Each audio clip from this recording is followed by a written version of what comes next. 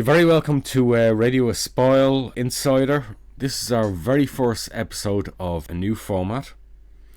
Radio Espial Insider is a fortnightly digest of Radio Espial's concerns, interests and priorities in the form of current news. And what we're dealing with is media and other sources, reviews and commentary, visual presentations on cases of interest, showing how we work to prioritise cases of interest, and what we plan to cover as it happens. Subscriber interaction, welcoming suggestions for future cases to be covered, questions and feedback on the channel. Radio Espial Insider is something we're going to develop, we're working on, so this is in its infancy.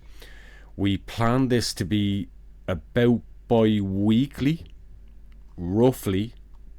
We'll see how it goes. Now, why the need for this content?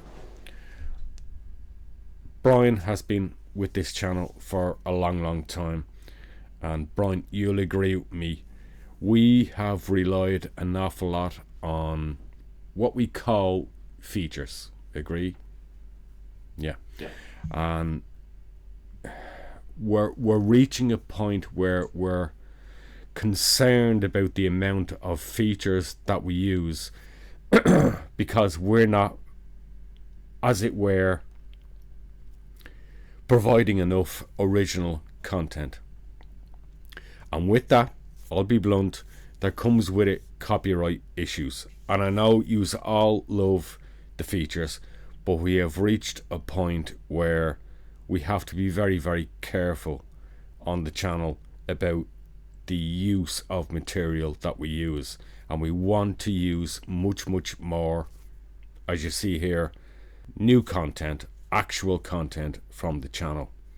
What do our viewers and subscribers get with Radio Espial Insider? Well, they get channel case updates in the current news. We've previously done updates before on cases. We're going to try and amalgamate that more into the Insider episodes. Media reviews on crime news handling, and you're going to get that very much reflected in this first edition of. You're going to get a little bit more about the behind the scenes at Radio Espial, upcoming timelines that we're going to do. We're going to talk about that post end of this feature. How we work on our methodology when we look at cases, and what we do a timeline on, what we might include in the Insider episode. And we're going to start to get into developing more comments, your questions answered, subscriber interaction. I know me and Brian, just off channel, before we went on air, we were talking about this. I know you keep asking me.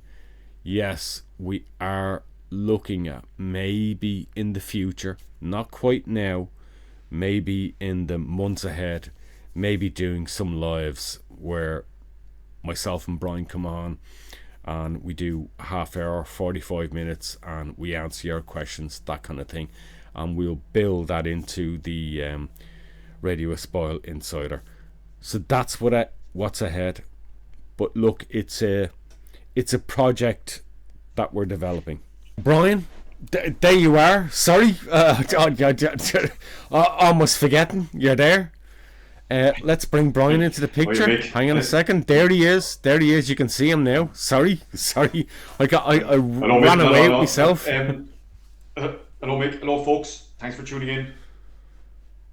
And the other thing, the other thing I want to say is, for this Insider episode, yes, we will have to go through difficult material, but our intention is to just make Insider, how shall I say, not flippant, but just a little bit more down, relaxed, and yes, me and Brian are gonna get on our hobby horses and we're gonna do our usual thing stuff, but we just want to maybe just bring the level down a little bit. It won't be quite as intensive as you see in our timelines, where we're very fixed on a a script, a timeline script, and guess what? That's the one thing you're not going to see here in this first Radio Espial Insider. You're not going to see scripts. We're very open about the timelines that we do. We show our script.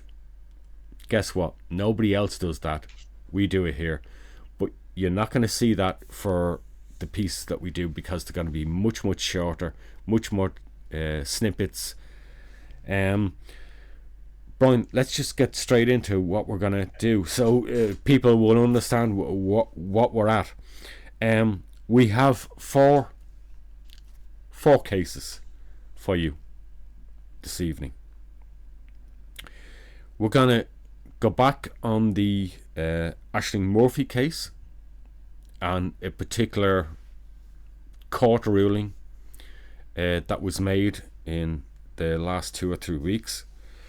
We're going to look at a case that we haven't looked at before on this channel, Meredith Kercher. When I say Meredith Kercher, you're probably going to, who? But when I mention the name Knox, you're going to know, oh, that case. Yeah, that case. Linda Evans, Christian, who is a case you probably won't have heard in Ireland. We're going to look at that case. Again, these are all briefs. We're not going into timelines. We may come back to some of these cases in timelines. And another case that the An Garda Síochána have raised awareness of, the Anna Mooney case, and that has come to a conviction in recent weeks, and we're going to bring you up to date with that case. Again, it's a case that we haven't covered, and again, it's a case that maybe we might do some form of feature or timeline on later. Brian, and you want to add before we push on?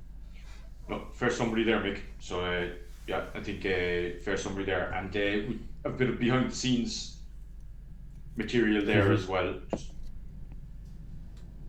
So we'll show about what cases we're actively working on, when they might be broadcast, and where we're going. And again, just give you an idea. You've seen this in some of the comments and some of the discussion in the past on the channel as well. Yeah. That sometimes it looks like we can pull something together, then there'll be a spanner in the works, or something would kick off, and then we've got to park it again for a while.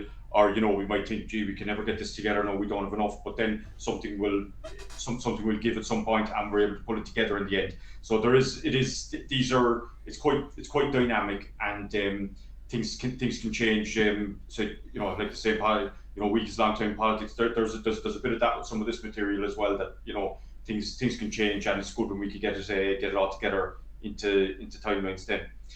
And Mick already alluded to there some community interaction on the cases, so more on that later again. So I think intro there, Mick. Yeah. I mean, like I said, we want this to be a little bit more relaxed. We want to give you more of a sense of what we're at behind the scenes as well. I promise you, there are a lot of cases that we are looking at, timelines that we have, believe me, you wouldn't have a clue of the timelines we've started to working on, and we parked. And there are some, it could be legal reasons, it could be just because literally we went, this wasn't such a good choice of case to do a timeline on. There isn't enough material. We're not going to be able to present it at the level we want to present it at. It could be, and it happens, that we have reached out to family members, relatives, and they, for various reasons, are not particularly open to working with us, and that's fine, and we respect that, and we respect the wishes of the family, and we say, do you know what, we respect your wishes, we're not going to do the timeline. That's okay. Please, we're always there. We will come back to it. We're not forgetting you. We will come back to you at a point where you might feel more confident us doing it. That's another reason. We also have cases. I can't speak specifically of one case. It came out of our, if you remember back to our series of missing in the Netherlands that we did, we I think we covered 3-4 cases there. A case has come out of that friends, family members have approached us and we'd be interested in covering the case. It is a case I can guarantee you nobody has heard of, and we're looking at that maybe in August, September. I have to speak and reach out to the people involved in that case, and that's another case that, you know, is ongoing. So there's a lot happening in the background, and cases you don't hear about that either we have to park, or there are long-term cases that we're working on over 6-12 months. It's not like we just pull a case out of our proverbials and stick together over a week or two. They take a long time, weeks, sometimes months. It's as well with these cases, if something gets put on ice for a while, it's not that we're not interested in that. So you want to do justice in the end when you do get a timeline done, that you do it justice, and you do the best you can for the victim, for the families as well.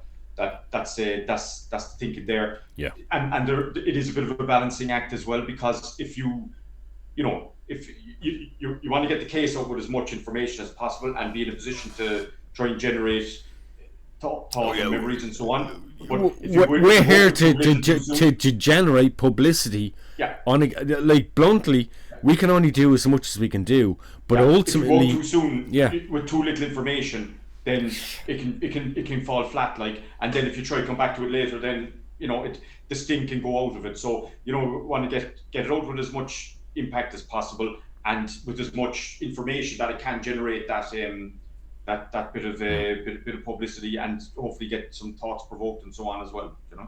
And it's not always possible, practically, just workload, because Brian and I have taken on a huge workload with Radio Espial. It's not always easy, but we do our best as well, and we liaise with families, Gardaí, and we're conscious of anniversaries, because we know inevitably a certain case is going to start hitting the media treadmill, and get some degree of traction if it's like 5 years old, 10 years old, whatever. Yeah. And we do our absolute best to try and link those timelines into roughly when an anniversary might be coming up, and we're more conscious of that. But it's not easy. It's absolutely not easy to do that. Brian, will we just get on with our cases, our 4 cases, this evening? Yeah. First 2 cases I'm going to talk about here. As you can see there, Ashling Murphy and Meredith Kercher. Just some of the teams really. I think there's media really is some of the media around it. That's what we're going to look at there. I'll go through some case background as well, to set the context, because context is very important, as I'm sure you all know. There it is, and when that's not respected, it can cause all sort of havoc and problems for victims' families and victims' memories as well. Like, so just, I suppose, these 2 cases, there's similar themes emerged there. Loss of the victim, their memory, and their family in the quagmire of noise and false reporting from the media and other factions. This was very prominent in the time we presented last week, in the disappearance and presumed murder of 15-year-old Amy Fitzpatrick. And victims and their families should not be lost in all the noise. They have to be kept at the forefront, and remember that whenever anything goes off the reservation, so to speak, it has to be brought back to them, and they have to be the centre of it. Now, also the other thing that emerged as well, like, is abstractions and all the damage that can do. We see that constantly by the media, people with access to grind, perpetrators as well, because they can often some of them can get to set their own narrative on things and so on. But it's very damaging, and again back to the context, very damaging when people abstract things out of cases and try to grind their own axe off it. And so it's vital to preserve context and the reality in a lot of these tragic cases as well. So please, folks, be mindful of that if you're discussing any cases and studying any of this. So first of all, look, we talk about Ashling Murphy again. Now, the reason we look at this is because Ryan Casey, he had the High Court claim against the BBC that was settled, and he hadn't been able to speak in public for a long time over that, the bones of a year, and he was free to speak again then. So we'll talk about that in a minute there, and then just a review of some of the media that went on around all of that. Now, just quick case summary background. There is a feature and case update on this case, the very tragic, shocking murder of Ashling Murphy. Links below there, folks, as well. So she was a primary school teacher, was a good sportswoman and musician as well, and contributed hugely to her community as a teacher, and in her spare time as well was always was teaching kids and encouraging with their education. Now, she was attacked and murdered on the 12th of January 2022 when she was running along the Grand Canal Way in Cappincur, close to Tullamore, County Offaly. That's designated Fiona's Way after Fiona Pender, who's been missing since 1996 from the town. Now, Joseph Pushka murdered Miss Murphy by repeatedly stabbing her in the neck after attacking her on the canal there.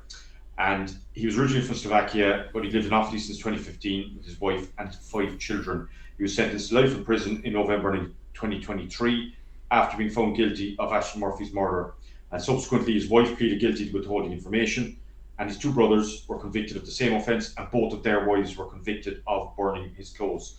So, all in all, it was a complicated case, and he got support from family members there to try. Ashling Murphy's boyfriend and fiance was Ryan Casey, and he made a victim impact statement, which generated some noise in the media due to parts of the statement being taken out of context. Now, in particular, there was a BBC segment on the show The View on the 30th of November 2023, and Irish journalists on there accused of inciting of hatred. So that we'll discuss that again in a minute. But there was a lot of focus on his victim impact statement, and this is following the sentencing of Joseph Pushka for the murder of his fiancée, Ms. Murphy. Now, this was settled recently. That's why we're looking at this update now. And the statement read to the court in Dublin, the BBC said it stood by the journalism involved in the episode in question, which it said debated serious issues of public interest and acknowledged Mr. Casey's personal tragedy. The BBC is, however, happy to clarify that it does not consider Ryan Casey to be a criminal or a racist, or somebody guilty of or attempting to incite hatred, or somebody seeking to pose as a hero to the far right through his victim impact statement. Continued. Now, the statement clarifies any unintentional inferences that could have been withdrawn from the broadcast, and has enabled the BBC and Ryan Casey to resolve this matter amicably.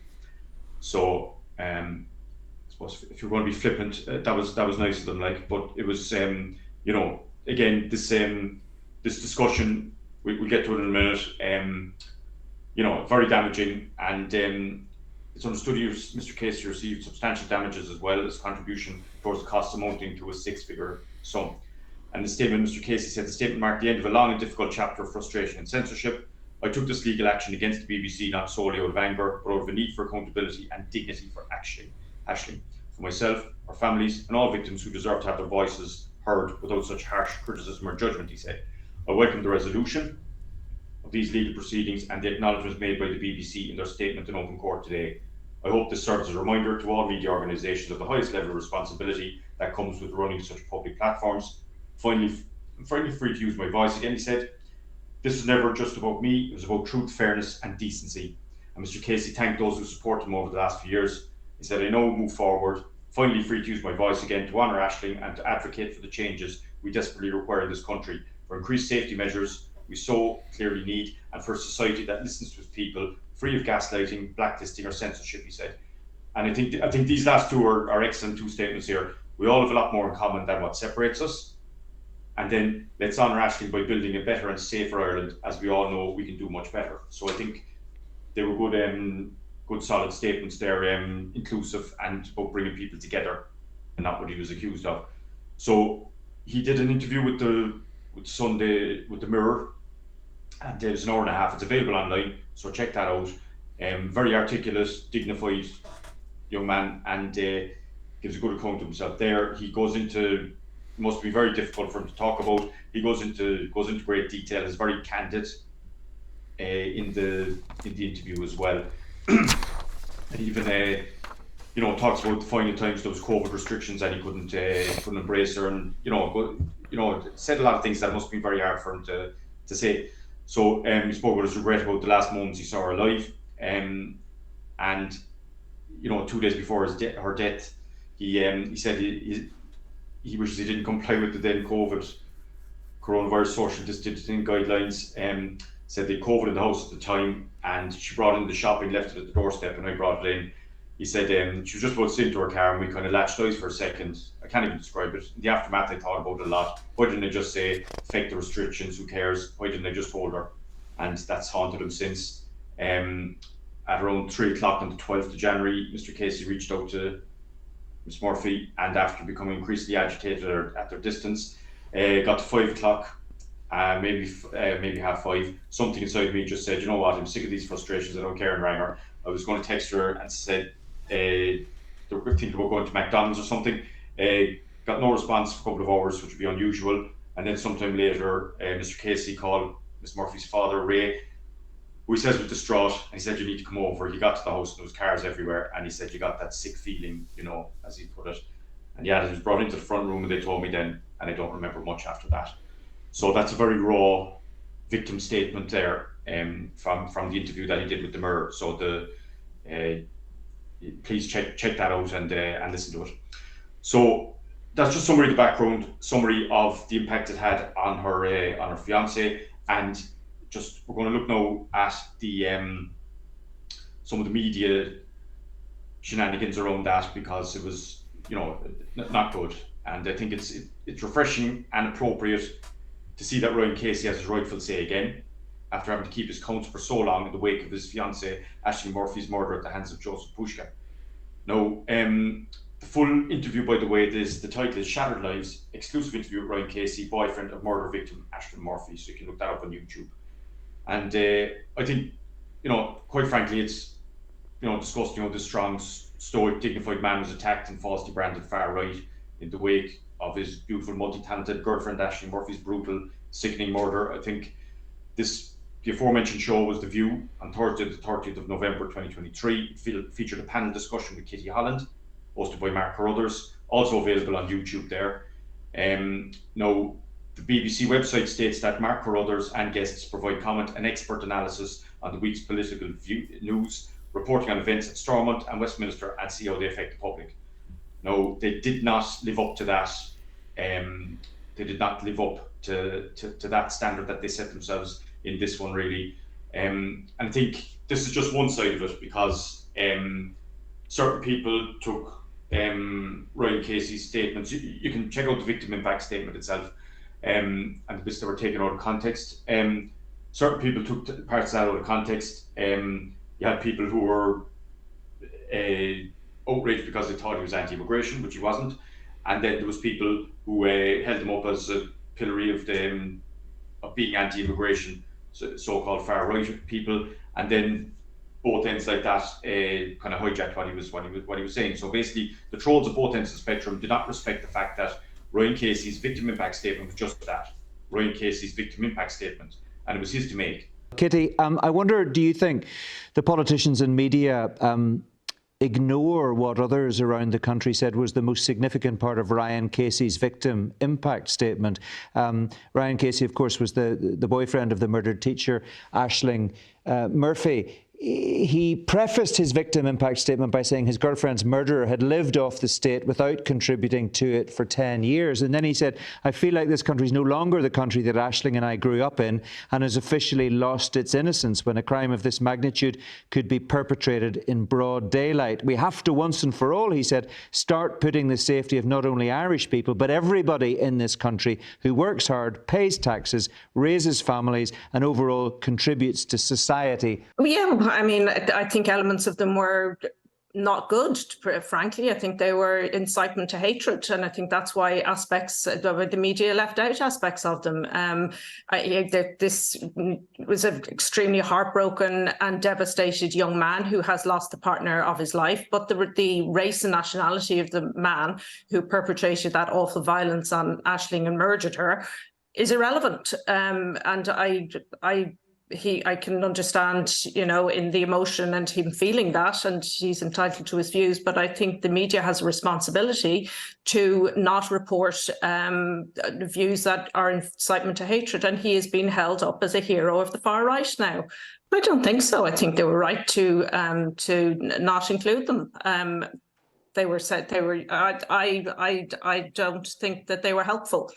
It's the kind of thing that, the far right latches onto, that they latched onto the nationality of the man who attacked the children. And, I'd love them to go down to the courts and report on all the white Irish men who are perpetrating violence on Irish and immigrant women every day in the court. They're not doing that. So the nationality, what the problem here is violence against women and children. It's not the nationality of the people who are perpetrating it. The problem is misogyny and hatred and entitlement to inflict violence on women and children. It's another related issue and ill in society, but it has nothing to do with race. So he demonstrated integrity, intelligence, and other qualities that they lack, and you can see all that in the interview that he did with the murderer there, and that's available. And ironically, I think Kitty Holland and the real far righters did the very same thing to Casey. They tried to hijack his statement.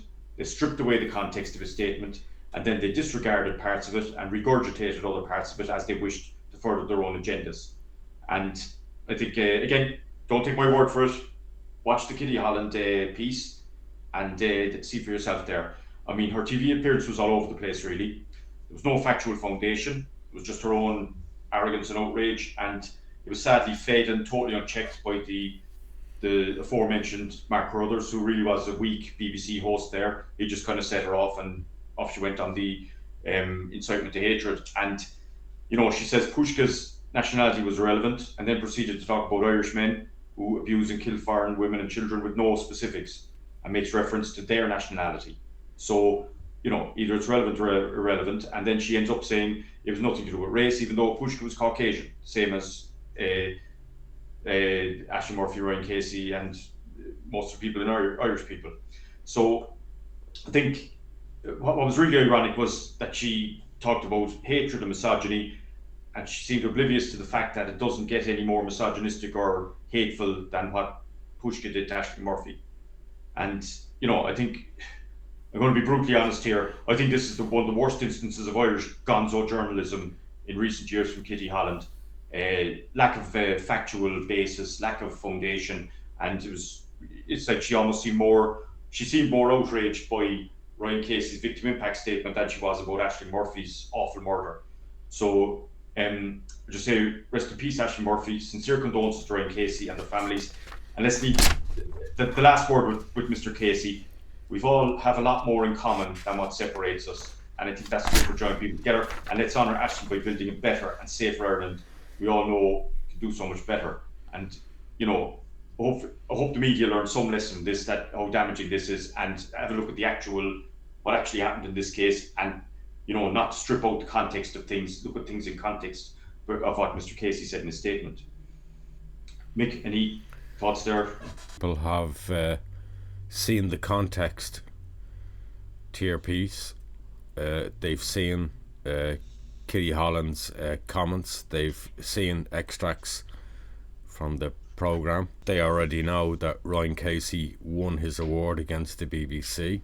I think the most poignant message that you got in that excellent piece you did, thank you, is that Kitty Holland was more interested in what Ryan Casey said than she ever did to highlight the case of Ashling Murphy. And when that happens, you begin to question people's motivation and agenda, as you should. And that's all I'm going to say about that. Okay, folks, we'll move on to the next case there. Now, I want to talk about the Meredith Kercher case. Now, this case we haven't covered in Radio Espial so far. She was a British lady, and we haven't covered this yet. It was very big news. I was living in Britain at the time, 2007. But you can check it out anyway. There's plenty of documentation there. So I'll just go into the case background, and then I want to talk about some of the media as well around that. Now, Meredith Kercher, known as Maze to her friends, she was Meredith Susanna Cara Kercher. She was born 28th of December 1985. She was a British student from London on exchange from the University of Leeds, and she was in Perugia in Italy, and she was sexually assaulted and murdered on the 1st of November 2007 in the apartment that she shared in Perugia, Italy, with Filomena Romanelli, Laura Mezzetti, and 20-year-old American student Amanda Knox, who found her body after she was murdered. Now, by the time fingerprints and trace DNA at the scene were identified as belonging to Rudy Guede, who was from the Ivory Coast, and he was later extradited from Germany. Police had charged the other flatmate, Amanda Knox, and her Italian boyfriend, Raffaele Solicito. Now, there was another guy, a Congolese national, Patrick Dia Lumumba, was also arrested, but subsequently released without charge.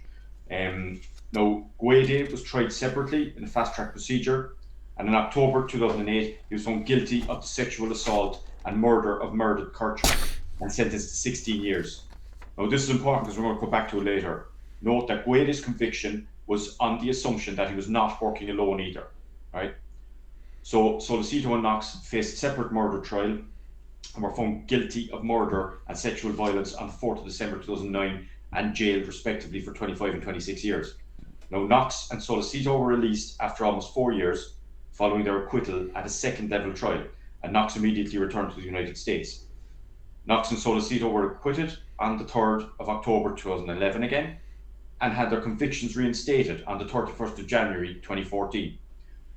So as you can see, this case was, there was a lot happened in this case. The Court of Cassation acquitted Knox and Solicito in the final verdict again in 2016, and Guede was released from prison on November 24, 2021. So Meredith Kercher's funeral was held on the 14th of December 2007 at Croydon Minster, with more than 300 people in attendance, followed by a private burial at Mitcham Road Cemetery. Her degree that she would have received in 2009 was awarded posthumously by the University of Leeds. So that's a quick case summary there. Now, the thing that concerned me here was Amanda Knox, who was convicted, acquitted, reconvicted, and reacquitted again, was in Ireland in April, and she appeared on the Late Late Show, and there was a bizarre piece in ways. I think so. Just I had a bit of comment on this really, and again back to remember what I said at the start about context and about media commentary and so on, and abstractions as well. Those two comments that I made there, and losing the victim in the process. So I think just remember what I said at the start there again. So just some thoughts on that. On Friday night, 11th of April 2025, long-running Irish chat show, The Late Late Show, featured an interview by host Patrick Keelty with Amanda Knox promoting her new book. Now, putting aside arguments about her innocence or guilt in Meredith Kercher's brutal, sickening murder, the issue here is that this interview was very badly handled, putting it bluntly, and it was inappropriate in multiple ways. I think the context and the tone were not set properly at the start. RTE and Patrick Keelty treated Knox like a celebrity. She acted like a celebrity, and the audience greeted her like a celebrity. And Meredith Kercher was all but forgotten, really. And I think the fact that Knox controlled the entire interview and wasn't properly probed either exposed how weak Keelty was as an interviewer in this case, and how poor RTE are at broadcasting objective content. Indeed, we were talking about this earlier, Mick and I, and he said, basically he was a passenger in the interview. I said he could have been a cardboard cutout there because he didn't probe her properly, and she called the shots the whole way through. Now, the YouTube recording is available under the title Amanda Knox, her wrongful murder conviction and reclaiming her name. That's available on YouTube. So don't take my word for it. You can watch the video there for yourselves and draw your own conclusions. And to be honest, even the frontispiece of that YouTube video has Keelty and Knox smiling and posing as if they were strictly come dancing partners, which again is quite inappropriate for the solemnity of the subject at hand here. I think the tone setter introduction in the interview was inappropriate, as I said. She was introduced like she was a talented singer, artist, actress, sportswoman, writer, or something like that. And even more inappropriate again was the demented whooping, screaming and hollering for the audience greeting her. Thankfully that didn't go on for too long, but again, not appropriate. And I think the context wasn't set properly either. My first guest was just 20 years old and an exchange student in Italy when she was wrongfully accused of murdering her flatmate Meredith Kercher and sentenced to life in prison. She spent 4 years in jail before the Italian Supreme Court quashed her conviction, fully exonerating her in 2015. Her new book is called Free, and she's here tonight to tell us why she is finally able to reclaim her life and feel that freedom. Would you please welcome to the Late Late Show, Amanda Knox.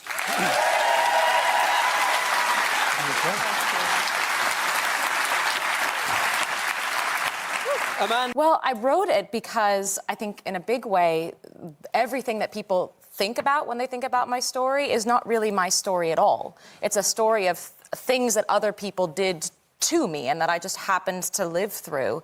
And I think that's actually true of a lot of wrongful conviction cases or even just stories of trauma. It's just a thing that comes at a person, hits them like a train, and they have to survive it for a while. And then afterwards, it's when their story really begins, because that's when they have to ask themselves, oh my God, who am I? What does this mean? Am I defined by this worst experience of my life forever?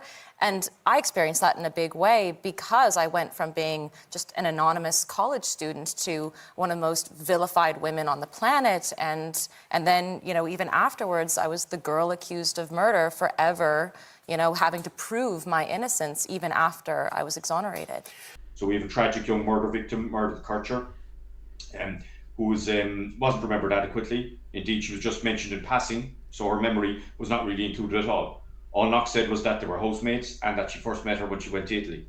They quickly moved into the aftermath of her murder and her arrest, and there was no tell us about Meredith or something to that effect from Patrick Keelty either.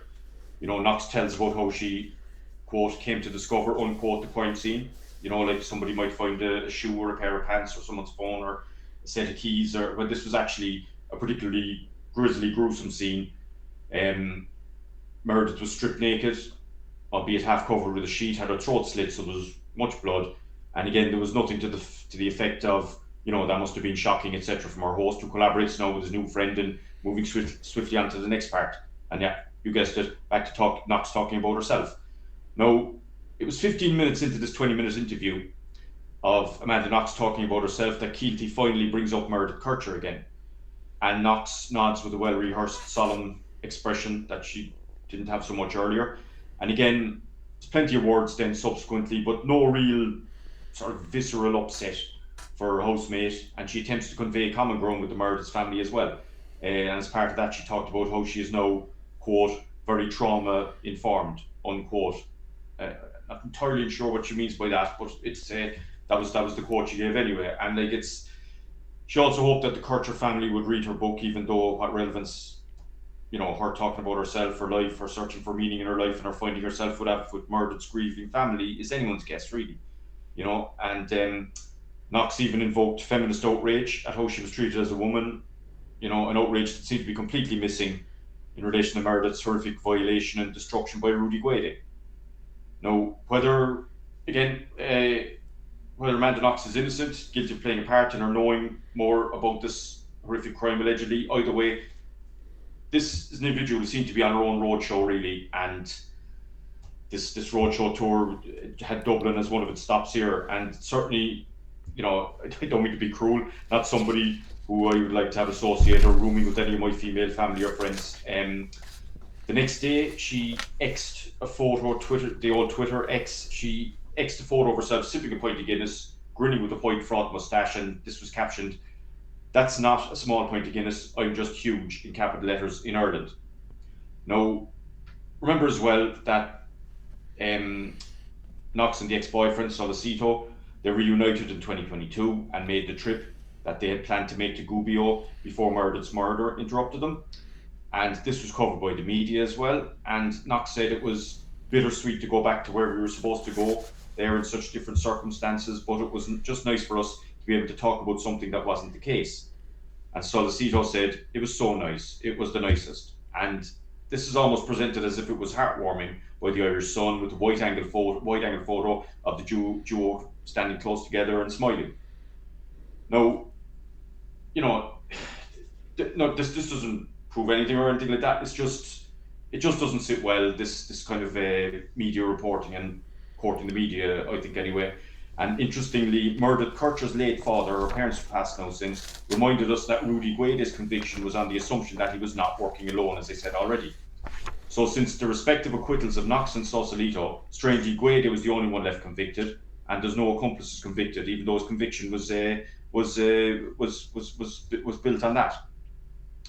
Now, again, as I said, this doesn't prove anything about Knox and Solicito, but it's just yet another aspect of a botched investigation and prosecution led by this guy, Giuliano Mignini. And Knox discusses this in the interview with Keelty as well. And she was so keen to get to know and make peace with him in recent years as well. Now, overall, just in short, I think, let's be very clear here. Even if Amanda Knox is described as an author, activist and journalist in her Wikipedia entry, she should not be a celebrity. She's not a person to be celebrated for talent or otherwise. As it stands now, she's a victim of miscarriage of justice and, deserves sympathy for that. But she's far lesser of a victim of this botched attempted law and order than Meredith Kercher or her family are. And Knox would not agree with that statement. She said, "I exist only through the lens of Meredith's murder in some people's minds. They forget that I'm a human being with my own life and my own experiences, and I've literally had nothing to do with Meredith's murder, except that I was her roommate at the time." Now, I'm afraid it doesn't work like that. Despite the book deals, million-dollar media deals, world tours, talking about herself at length, anything else from Amanda Knox outside the context of Meredith Kercher's brutal, sickening murder are irrelevant. That's why she's a household name, not because she's an author, activist, and journalist. This is why she's in the limelight, why she was interviewed in the Late Late Show, why she's selling books, etc. So anyway, look, I just, again, back to my point at the start, there's several abstractions in there that you can figure out yourself there, but I think we want to just bring back the victim here and stop her from being lost in this quagmire here. Meredith Kercher is the victim in this case. Very, very sad end to somebody who's obviously, very talented and well loved, and going off to Italy like that, an exchange trip, and it turned into this horrific death for her. So awful case, and our thoughts are with Meredith Kercher, hers and her late parents' respective memories, and Meredith's surviving family, and hopefully they receive any remaining answers on her murder that they need. So rest in peace, Meredith Kercher, born 1985, died 2007, and hopefully her remaining family get any answers that are outstanding for her as well. Mick, any thoughts there? Again, Brian, excellent piece. Thank you. Thanks, Mick. This is what I will add. Do you remember? Okay, Late Late Show, iconic show. I hadn't until you linked it and showed me the Amanda Knox interview. Frankly, I was a regular watcher of the Late Late Show until about 2-3 years ago. I haven't really. So you pointed me to this, and I looked at it. I take all your points on board. When I watched that 20-minute segment, I paused for a moment and I thought back to many, many years back. Do you remember the appearance of Annie Murphy on the Late Late Show? Bishop Casey. Yeah. And do you... 92, wasn't it? I think, yeah. Yeah. And do you remember the reception she got from the audience? Yeah. Yeah. And the hard time, Gay Bourne as he was then, the host,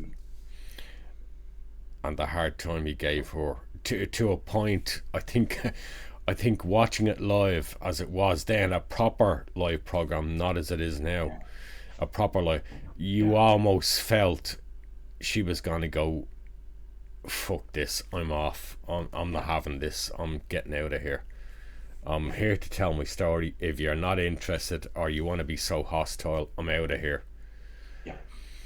And then I watched Amanda Knox with Patrick Kilty, and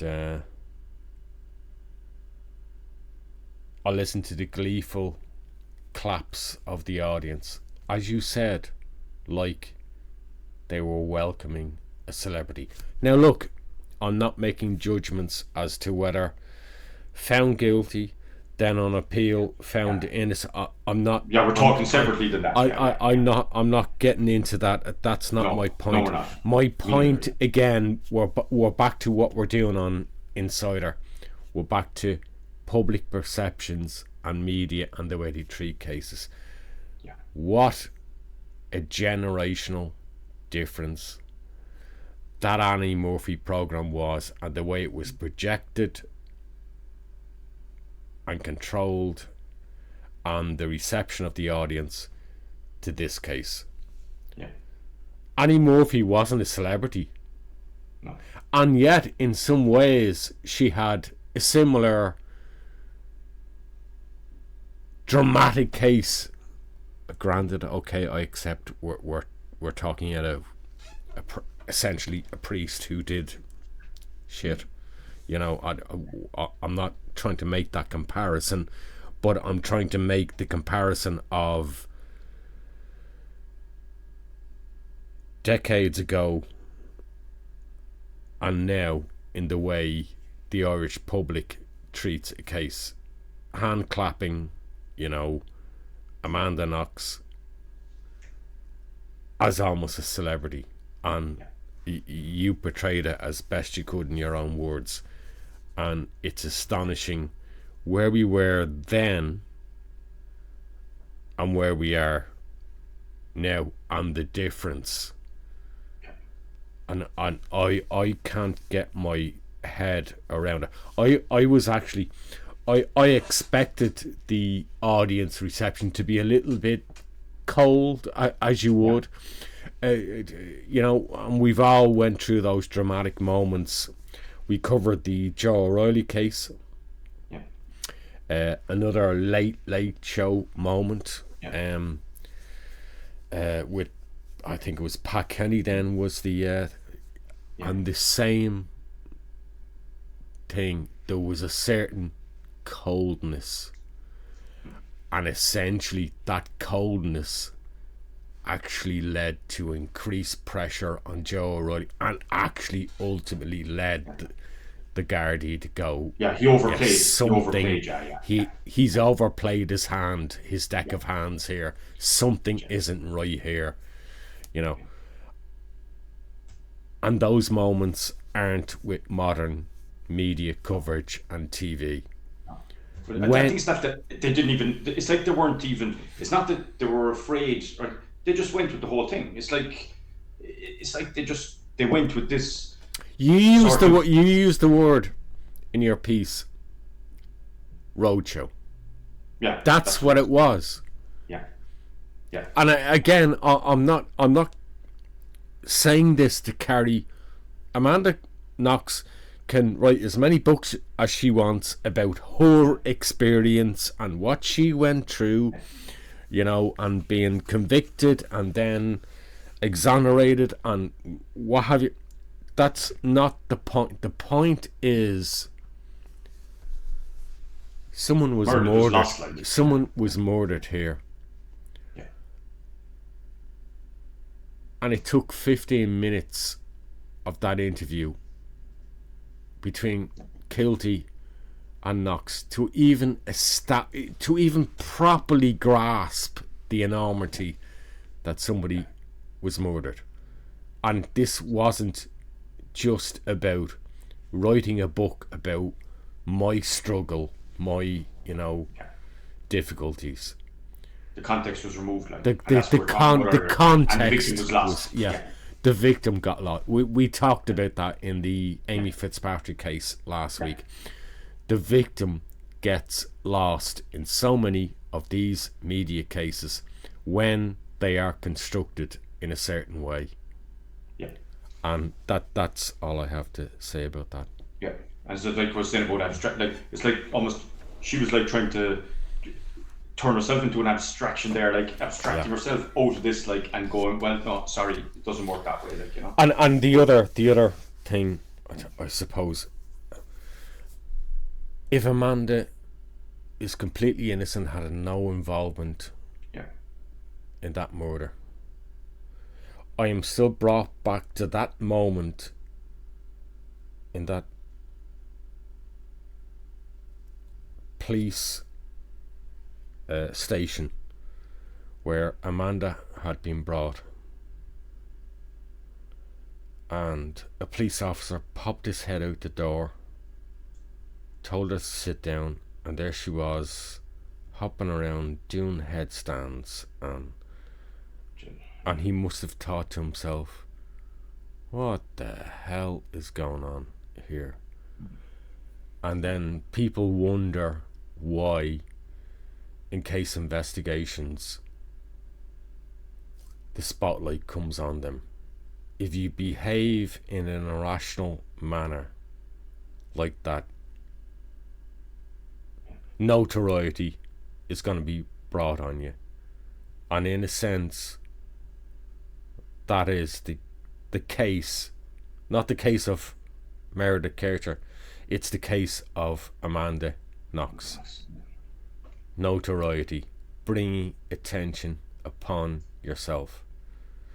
The best thing Amanda could have done is not write a book.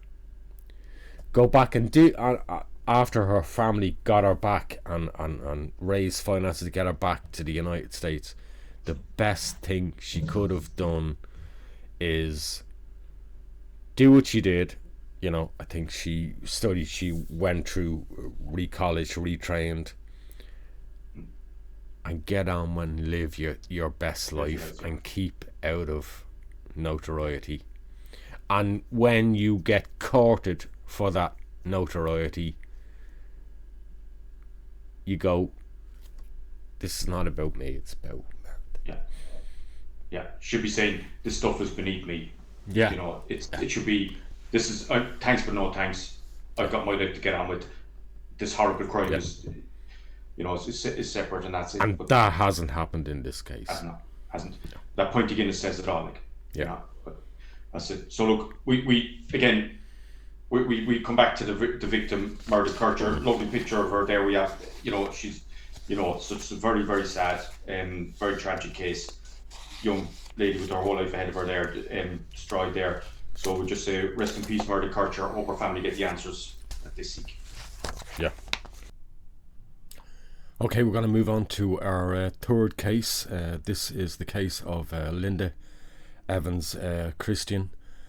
You may not have heard of this case before. It has recently been in the news. The case itself dates back to 2017. And there has been a raised appeal by An Garda Síochána.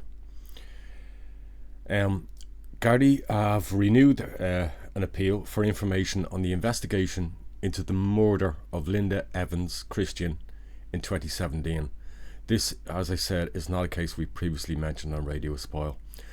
On Saturday, the 24th of June 2017, at around 9 a.m, so in the morning, Linda left the Ash ward of Connolly Hospital in Blanchardstown, Dublin, where she'd been receiving treatment. Her departure was picked up on CCTV. You can see the entrance there to Connolly Hospital. From the outset, I want to be the family have been very frank about the situation here. Linda was described as a vulnerable person, age 29. The Department of Psychiatry, which is called the DOP, is located on the lower ground floor of Connolly Hospital in Blanchardstown. This approved centre provides acute inpatient accommodation for the North Dublin city area from Cabra to Mulhudud, and is part of the Dublin North City and County Healthcare Organisation. Resident accommodation and care is spread across 2 wards, the Ash, which is where Linda was being treated, and also there's another ward there, the Pine ward. Both the Ash and Pine wards have accommodation in a mix of single rooms, double rooms, 4 bedrooms and 5 bedrooms. It is a high dependency unit, which is called a HDU, attached to the Ash ward. Now, as I say, the family have been very frank. Linda did on a regular basis visit and sometimes stay at Blanchardstown Hospital in this unit. She unfortunately did suffer from schizophrenia. Now, disappearance on the 24th of June 2017. Now, the following week after Linda went missing and had not made contact with her family, on Saturday the 1st of July, Linda's family formally reported her missing. Now, a little over 2 weeks later, on Monday the 17th of July 2017, Linda's body was discovered at Coolmine Woods, Blanchardstown, Dublin 15, not far away. In fact, I'm going to show you a map there, and on the right you will see where the Blanchardstown hospital facility is.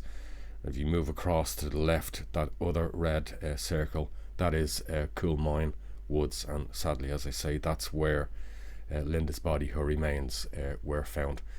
Now, I know you're going to ask the question, for operational reasons, this case is a murder case, but Gardaí, for those same operational reasons, have not disclosed all of the details. Now, her body was in an area of undergrowth in that Coolmine Woods area between Clonsilla Road and Snugborough Road. Despite an extensive Garda investigation and a number of inquiries, and that included the arrest of a man in 2018, you're going to hear a little bit more about this in a second, no one has been brought to justice for Linda's murder. Gardaí and Linda's family are appealing for people to come forward to assist with the investigation. Gardaí have encouraged anyone with information regarding Linda's disappearance and murder, no matter how insignificant it may seem, to make contact with the investigation team. And that is in particular any person who may have information on Linda's movements around Coolmine Woods at the time of her disappearance, and they're asked to contact Gardaí. Again, you can look at the Garda website there. I'll show it on screen. You can see the numbers to make contact if you have information. A Garda spokesman remarked during this appeal that with the passage of time, this is a common thing they say, people may now feel more comfortable sharing information. The spokesman added that Gardaí will treat anyone assisting with the investigation in a sensitive manner. Now, again, I want you to think, from Blanchardstown Hospital to Coolmine Woods, again, we can look at that map. Depending on which direction you go, walking, it's about a 34 to 37 minute walk. Obviously, with buses, public transport, a car, a quicker method of transport, you could be there quicker. We do know that Linda left that facility in the company of a man. Again, anyone with information in relation to this incident is asked to contact the Blanchardstown Garda station, that's on 666 7000, or the Garda confidential line, that's 1-800-666-111. Those numbers are also available on the Garda website. Now, just a little bit more information on that particular man. In September 2017, and I believe this was more than one occasion of speaking to this man, three Gardaí met a man from Romania at a police station in Bucharest. I think it was just outside Bucharest, where he lived, after he was tracked down by Interpol. He was the last known person to interact with Linda. They were eager to speak to the man after he left Ireland to return to his homeland in Romania. And that really happened literally within a day to a day and a half of Linda's initial disappearance on June the 24th. So June 25th, 26th is when he went back to his homeland. Now, CCTV images showed the pair leaving James Connolly Hospital in Blanchardstown on that June 24th morning. So somehow Linda ended up a 34 to 37 minute walk away in Coolmine Woods. How did she get there? We don't know. But what we do know is Gardaí, again, operationally, have been very sensitive. They haven't released CCTV images because they've already located a potential suspect in this case. And that person was arrested. Now, other CCTV images from the same evening, so that evening, not the morning, the evening, showed this man, identified, walking alone, not in the company of Linda.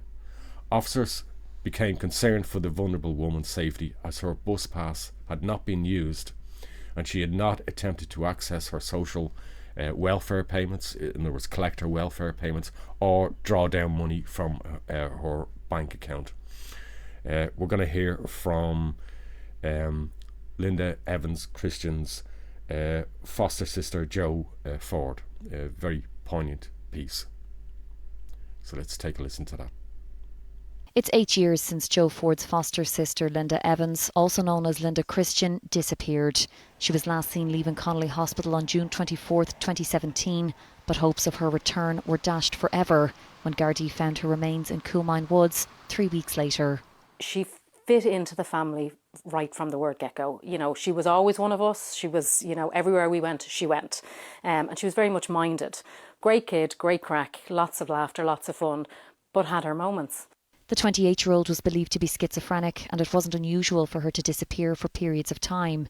And in the past, she'd been in Blanchardstown Hospital, Connolly Hospital, several times previously, and had made her way back or had rang mum. So the big concern was she didn't ring mum. No one has ever been brought to justice for Linda's murder. A man was arrested in 2018, but he was released without charge. You know, my mum's just turned 76 and she has resigned herself to the fact that she's never going to know in her timeline what happened. I'm sorry. She's never going to know. I think as Linda's family and as my mum's daughters, we want to try and find out in our timeline what happened to her, because she didn't deserve what she got. And somebody out there knows. Somebody knows, because the person who did this has to have told somebody. Somebody has to have witnessed it somewhere. Can't understand how 8 years on we have no answers. In their first direct plea to the public, Linda's family are hoping someone will come forward with information that can help to finally bring them closure.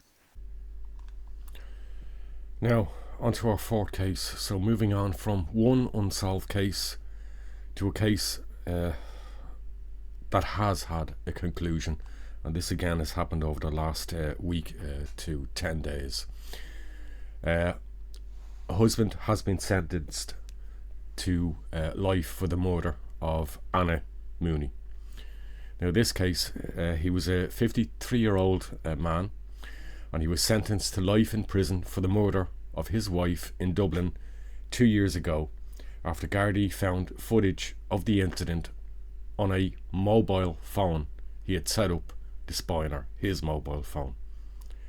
Stephen Mooney of Kilbarrack Road had originally pleaded not guilty to the murder of 43-year-old Anna Mooney in the early hours of the 15th of June 2023.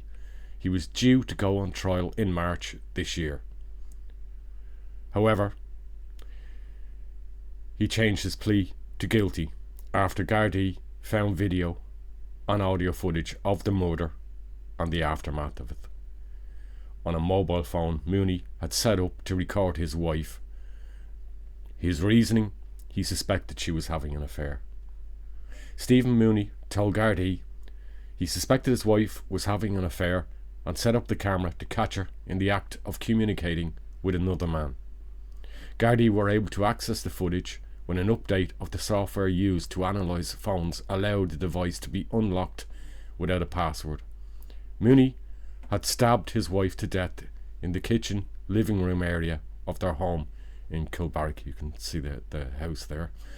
The footage showed him leaving the room at one point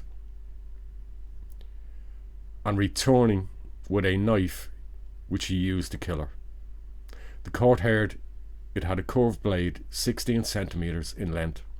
Afterwards, Mooney then dialed the emergency services 999, and when those emergency services arrived, they found him leaning over his wife's body.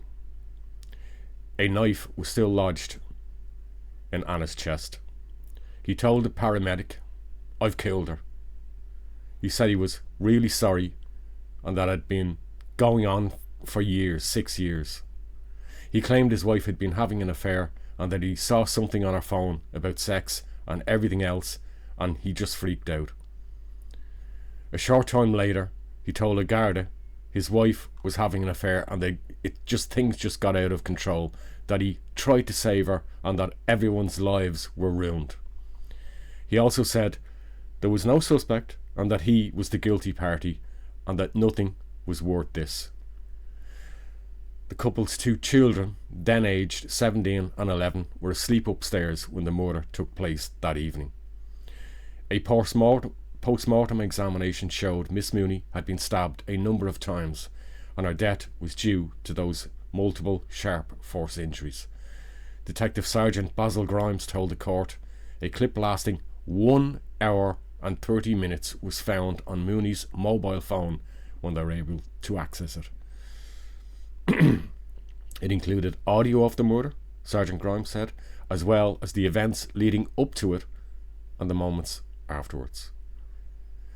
He said Mooney was recorded leaving the room and returning with the murder weapon. He said the phone was in an elevated position looking down at the room. Asked by prosecuting counsel Desmond Dockery why the phone had been in that position in the first place, Sergeant Grimes said it was Gardaí's belief that efforts had been made to record Miss Anna Mooney's using her phone. He said Mooney was trying to record her putting the PIN number in so he could then establish who she was in contact with. The court heard the Garda investigation confirmed Miss Mooney was having a relationship with a man in Germany. No victim impact evidence was presented to the court, although Miss Mooney's brother, Anton Shuplikova, listened to the proceedings on a link from Ukraine, where Anna was originally from. Stephen Mooney got into the witness box at the end of the sentence hearing and told the court that he wanted to apologise publicly to his wife's family and to their children, their 2 children, 17 and 11 years of age. Well, they were at the time, but 19 and 13 years of age then, this week in court. He said it was a burden he went to bed with every night and woke up with every morning. He said he had caused terrible suffering and hoped one day everybody would be able to forgive him. The court heard Stephen Mooney had no previous convictions, had no psychological or psychiatric difficulties. Mr. Justice Paul McDermott imposed a mandatory sentence of life in prison on Stephen Mooney. He said the murder was a devastating loss for Miss Mooney's family and it caused huge damage and trauma, and he expressed his deepest sympathy to the family. This is a devastating case of insecurity, control, relationship dysfunction, and how over a 6-year period it can lead to a murder driven by pure jealousy.